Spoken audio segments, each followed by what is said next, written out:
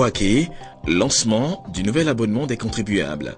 Objectif, accroître les recettes de la municipalité et faciliter le financement et la réalisation des projets de développement. Bouaké, relance du secteur touristique dans la région. Plusieurs rencontres organisées entre les acteurs du secteur et les collectivités territoriales ont abouti à l'adoption de termes de référence pour une gestion plus harmonieuse et globale du dit secteur. Éducation, manque d'infrastructures scolaires au collège municipal de Djibounois. L'existence de 2 sites rend difficile le bon déroulement des cours dans cet établissement. Finale de la CAN 2015, 30e édition, la Côte d'Ivoire affronte cet après-midi le Ghana. Bonne chance donc aux éléphants de Côte d'Ivoire. Bon dimanche à toutes, bon dimanche à tous.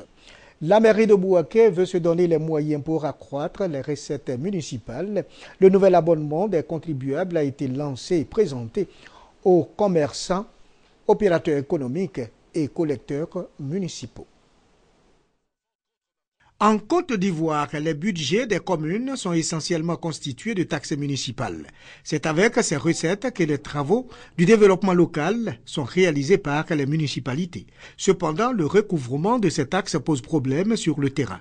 Le refus de nombreux commerçants de s'acquitter de leurs taxes actes citoyens et la confiscation d'une partie des recettes par les collecteurs municipaux. Pour accroître les recettes de la commune de Bouaké et surtout rassurer les commerçants, un nouvel abonnement des contribuables a été initié. Pour la réussite de cet outil de travail et de développement, des séances de sensibilisation des commerçants et des collecteurs municipaux sont initiées. Les commerçants de Bouaké ont marqué leur adhésion tout en invitant le maire à améliorer leurs conditions de travail. Nous saluons bien ces innovations. Tout commerçant qui exerce le métier de commerce doit savoir qu'il doit payer ses taxes, les taxes de mairie. Pour éviter la corruption à tous les niveaux et la falsification des documents administratifs qui seront sur le marché, des innovations ont été apportées. L'année dernière, nous avons été mis en face de certaines observations telles que la falsification des documents administratifs qui nous permettaient de suivre les différents contribuables, mais aussi la falsification des timbres à apposer au verso des documents administratifs. Après la phase de sensibilisation, les premiers commerçants ont été enrôlés. La commune de Bouaké compte à ce jour plus de 12 000 commerçants. En 2014, plus d'1,9 milliard ont été recueillis pour une prévision d'1,5 milliard de francs CFA. Pour cette année, environ 2 milliards de recettes municipales sont attendues par la mairie de Bouaké. Toujours à Bouaké, la direction régionale du tourisme compte relancer ce secteur d'activité dans la région de Bouaké. Pour la réussite du projet, une importante rencontre est organisée avec tous les acteurs impliqués dans le secteur pour leur présenter les thèmes de référence d'un séminaire qui aura bientôt lieu ici même à Bouaké en vue d'une harmonisation. La direction régionale du tourisme veut valoriser ce secteur dans la région de Bouaké. Région regorgeant de nombreuses potentialités touristiques et qui fut également l'une des meilleures destinations touristiques du pays, surtout grâce au célèbre carnaval de Bouaké. Pour atteindre cet objectif, la direction régionale du tourisme de Bouaké envisage d'initier un séminaire sur la politique commune de la relance du tourisme dans la région de Bouaké. Cette direction a présenté les termes de référence en prélude à l'organisation de ce séminaire aux collectivités décentralisées et aux acteurs de l'industrie du tourisme. Cette présentation des thèmes de référence de la politique commune de relance du tourisme de la région de Bouaké répond à un besoin de relancer le tourisme. Et en plus de cela, il faut attirer l'attention des élus locaux sur leur rôle, parce que le développement relève de ces collectivités locales. La politique commune de la relance du tourisme dans la région de Bouaké vise à impulser une dynamique nouvelle au niveau des collectivités décentralisées pour faire de la région un pôle majeur de développement du tourisme en Côte d'Ivoire et dans la sous-région. Pour la réussite de ce projet, Saraka Damas, directeur régional du tourisme, et Aïdara Adjara, chef de division à la préfecture de Bouaké, représentant le préfet, exhortent les participants à s'approprier le projet PCRT-RG. La contribution du secteur du tourisme au produit intérieur brut est passée de 0,75 à 4,3% en 2014 dans notre pays. Toujours au chapitre du développement, la place du développement durable dans la politique de l'émergence en Côte d'Ivoire.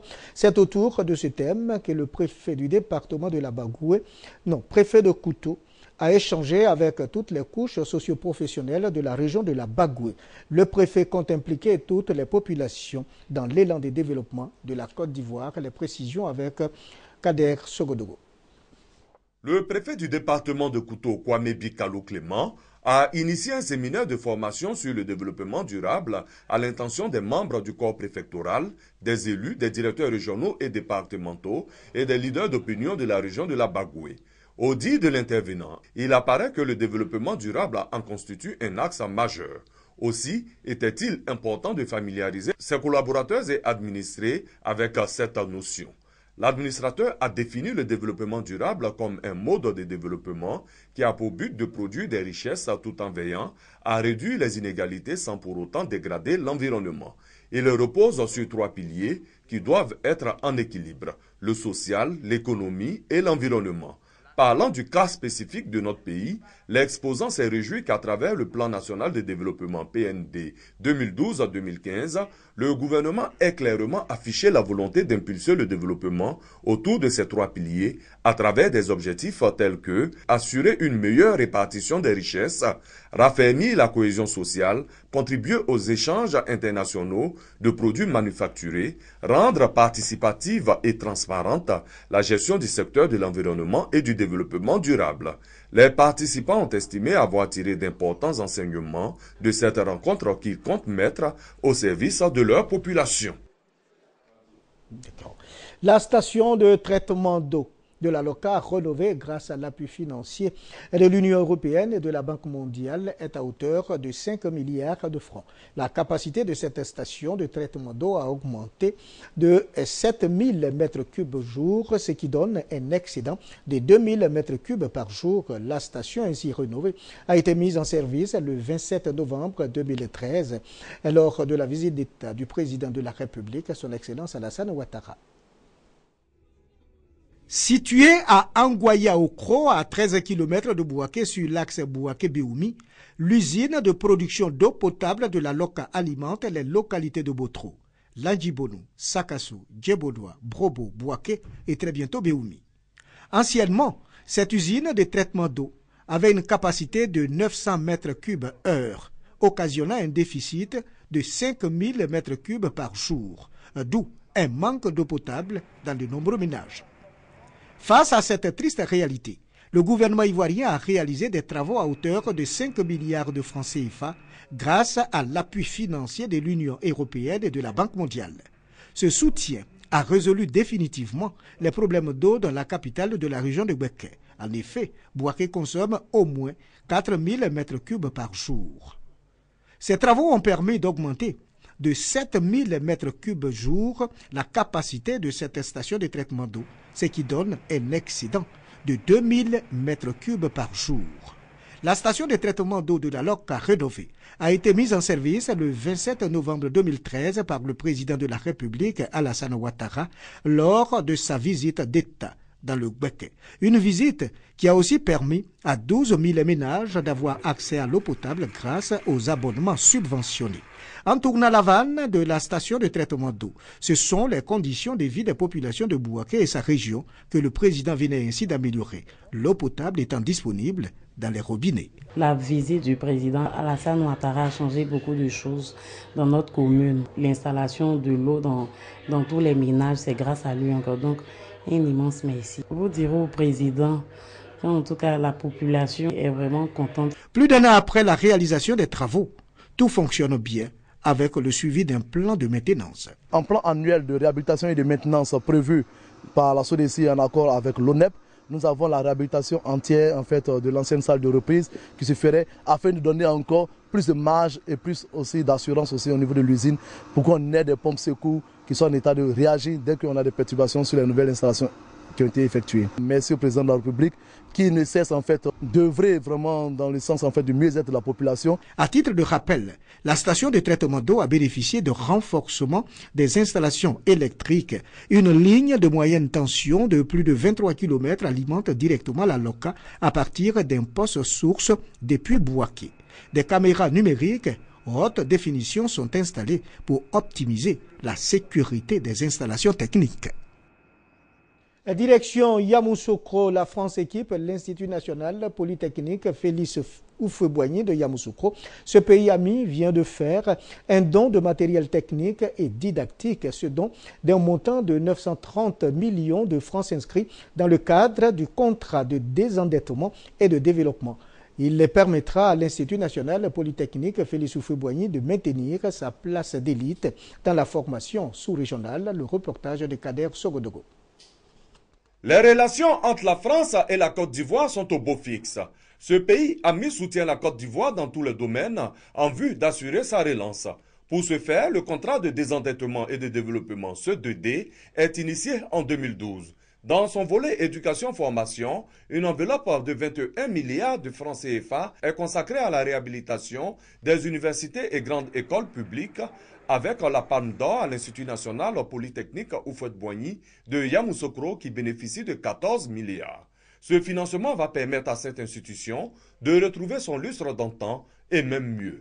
Le premier lot de ce financement permet à cette école de recevoir 2 cars, 2 tracteurs pour les étudiants en agronomie et l'équipement de 2 salles spécialisées. Pour Georges Serre, ambassadeur de France en Côte d'Ivoire, son pays se dit disposé à accompagner la Côte d'Ivoire.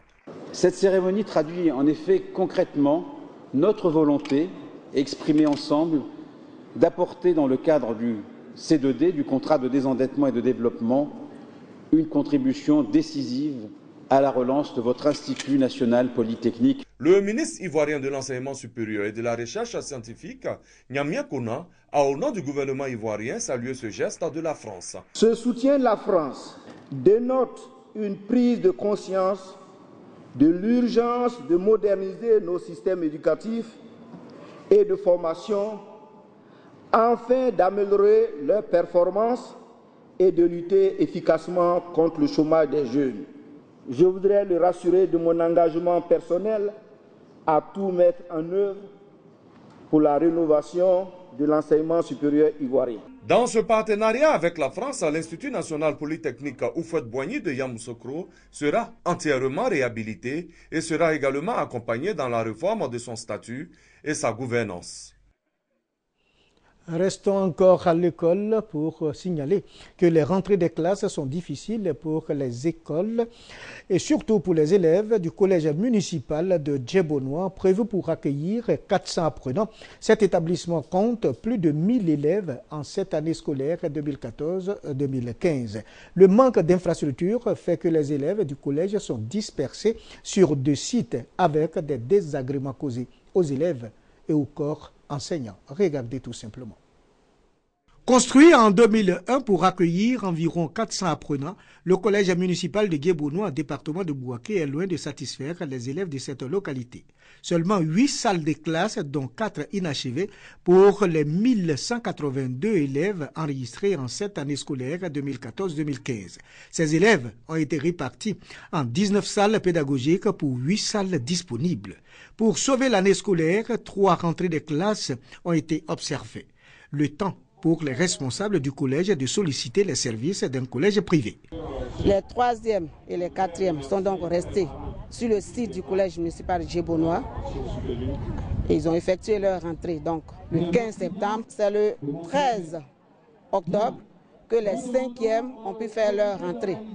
Le 20 octobre, une semaine après, Les travaux étant achevés totalement, nous avons pu faire la rentrée des 6 classes de 6e. Une situation qui crée de nombreux désagréments dans la formation des élèves de cet établissement. Les désagréments sont énormes au niveau du personnel de l'administration, au niveau des enseignants, au niveau des élèves, parce que ce n'était pas du tout prévu. Les besoins de cet établissement sont énormes. 4 bâtiments de 4 salles chacun, connexion au réseau électrique national, construction de terrains de sport avec équipement, de laboratoires, de salles spécialisées et de clôtures. Le seul changement notable est la construction d'un point d'eau pour soulager les élèves. L'année passée, pour présenter ce sombre tableau aux parents d'élèves et aux autorités locales et aux partenaires de l'école, une journée porte ouverte a été initiée.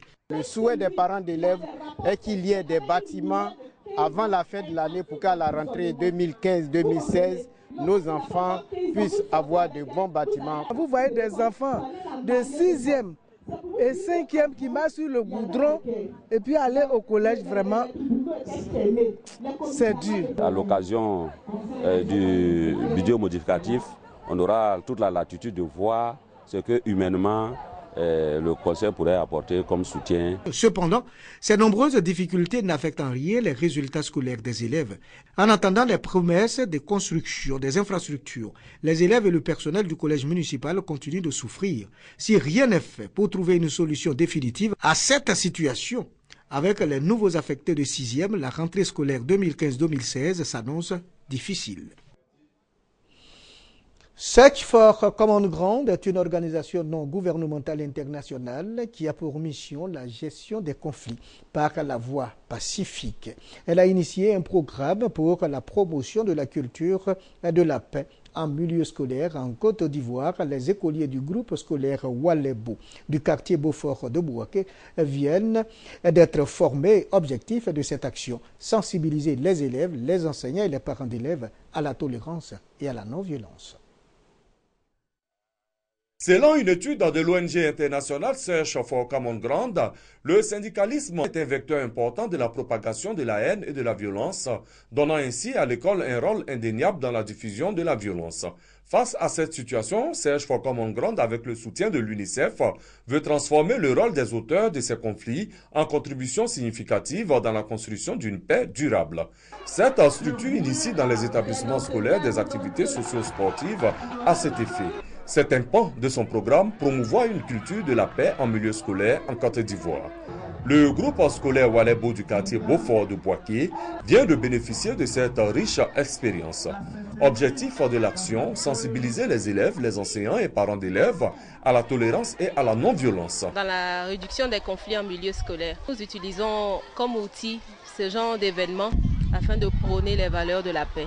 À mes camarades, je vais leur dire de bien travailler en classe pour devenir de grandes personnes. Je demande aux parents de prodiguer la paix aux jeunes enfants dans leur foyer pour que la paix règne sur la Côte d'Ivoire.